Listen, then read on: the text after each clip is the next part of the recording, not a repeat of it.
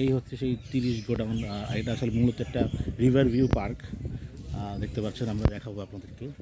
Cafe দেখা যাচ্ছে। এখানে মূলত যারা ভিজিটর তারা এসে ছবি তুলে, আর আশেপাশে একটু অন্যরকম ভিউ। আর এই পাশে কিন্তু নদী, মূলত রিভার ভিউ একটা আশেপাশে। এখানে আসলে মূলত এখন তো দুপুরের সময়, বিকেলটা হলে বেসিক্যালি ক্রাউড হবে। ক্রাউড হওয়ার পরে এখানে অনেক ধরনের নিত্য ক্যাফে আছে। এখানে মূলত সব দর্শনার্থীরা আসে। আর যেহেতু নদীর পাশে হওয়াতে অনেক ক্রাউড হয়। আর আপনাদেরকে আপনার নদী দেখাবো এখন। 30 গোডাউন খুবই এখন জনপ্রিয় একটা স্থান, যেখানে আসলে মানুষ ঘুরতে আসে বিনোদনের জন্য।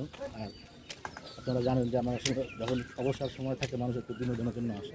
সো আপনাদেরকে নতুন একটি অবস্থান যারা বরিশালে অবস্থিত, সেটা হচ্ছে 30 গোডাউন, আপনাদেরকে দেখাবো।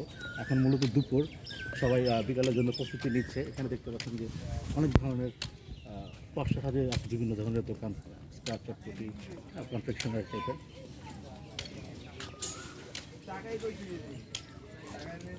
আমরা আস্তে আস্তে নদীর দিকে যাচ্ছি।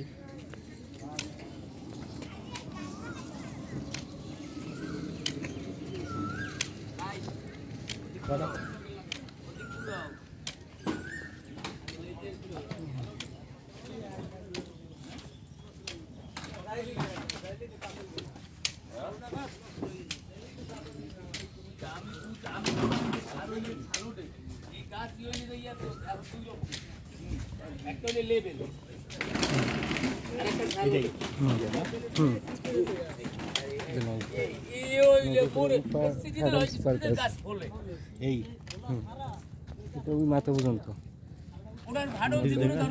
এগুলো কি ভাড়া দেয়? হ্যাঁ, এগুলো ভাড়া নেই। ওই যে কলম না হেড পার্কে যায়।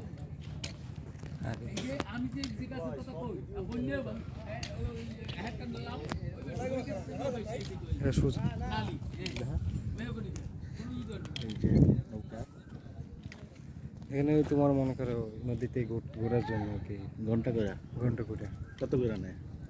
কত ট্রেন প্রতি 20 টাকা করে নেয় যদি উপার নাই মেজে, আর যদি থাকে তাহলে 200-300 টাকা এরকম।